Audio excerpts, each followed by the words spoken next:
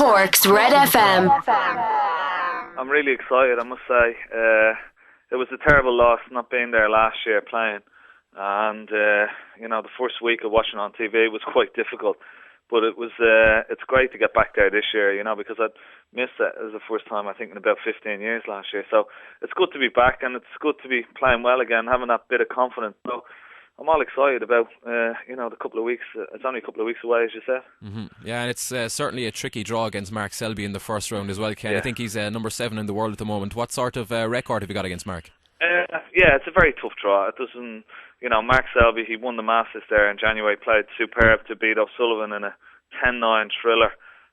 He's one of the top players at the moment, and probably outside of like Higgins and O'Sullivan and maybe Murphy, he's probably the next best amongst the group. So it is a tough draw, but like any matches in the World Championship, the first round is always the most nerve-wracking, particularly for the top 16 seeds, because a lot of the qualifiers have already won the matches like me now. Mm-hmm.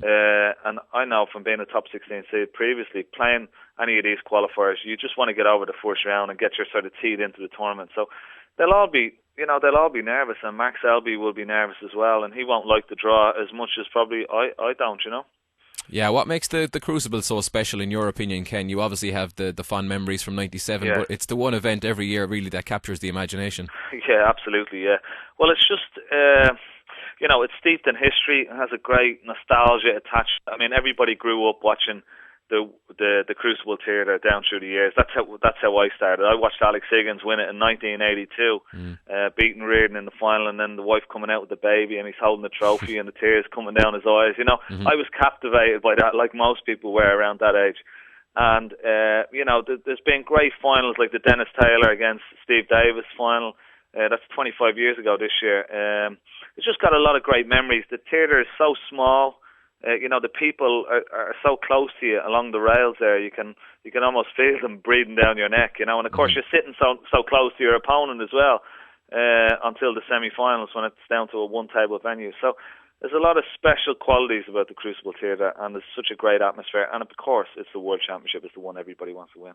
Yeah, you mentioned earlier on as well, Ken, you are playing quite well at the moment. How happy are you with your game, though? I mean, it was a pretty comprehensive win over Joe Swale in the qualifiers, 10 frames to 1. Yeah, it was. It was very, very good, and of course beating Jimmy White as well, 10-3 was a good win before that. But I'm delighted that I hadn't been confident for the last couple of years, and that's why I've had such a lean spell.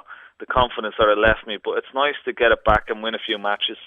I've already beaten Mark Selby this season in the Scottish up in Scotland in the Grand Prix in Scotland there in October. So. It's just good to be playing well.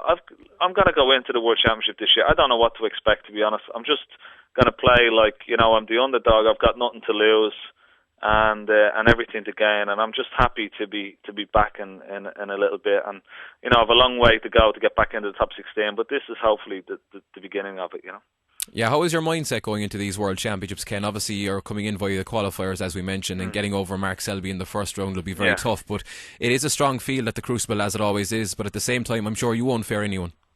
No, I don't. I think if I play well on the day, I don't fear any. But again, as I said, I think this year, I sort of coming in under the radar a little bit as a qualifier. So, I've won 2 matches, and as I said, I'm just going to go there.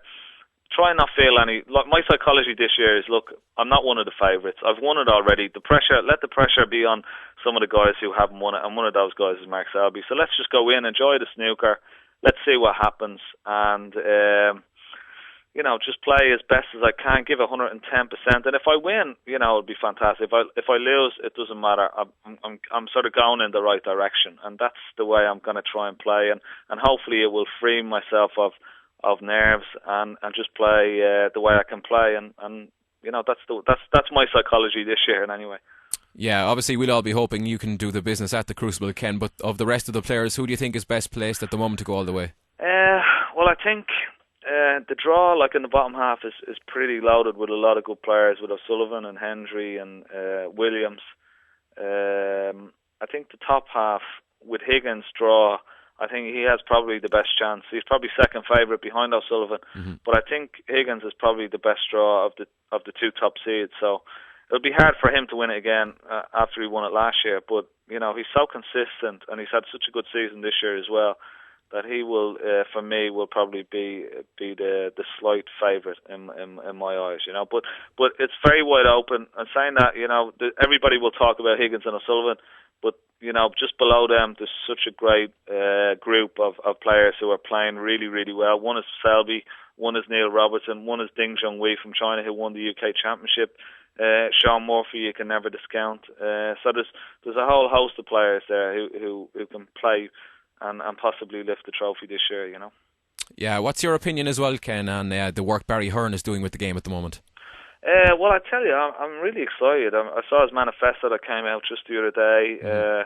He's introducing 12 sort of mini tournaments. He's trying to make it a little bit like darts, where the darts players are playing sort of, twice a month almost, So, he's guaranteeing 8 ranking tournaments. He's going to up the prize money to $4.5 million from $3.5 million.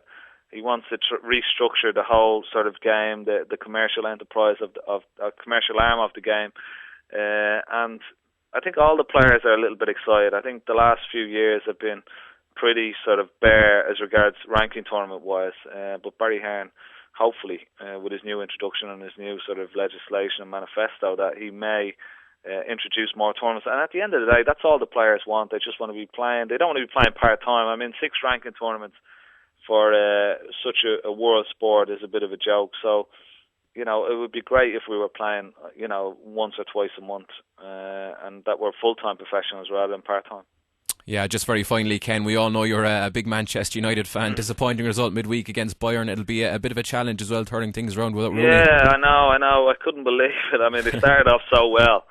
And of course, with Rooney getting injured now, and he possibly could be out for a month, it's devastating news, particularly with so many big matches, not only the Bayern match, but also the run-in as well, which was going to be quite difficult. It's just come at a really, really bad time. But I think they can overcome Bayern. They're a different team at Old Trafford. I was at the match against Liverpool there only last week, and the atmosphere is electric there, and they'll be a different team. Even without Rooney, I still think they can beat Bayern. I don't think they were that great. I think just United didn't play well on the night. So it remains to be seen. But, as ever, we're eternally hopeful, all us Manchester United fans. Well, Ken, always great to talk to you here on Red FM. Thanks a million for speaking to us, and best of luck at the Crucible as well. You're welcome. Thank you very much. Cork's Red FM.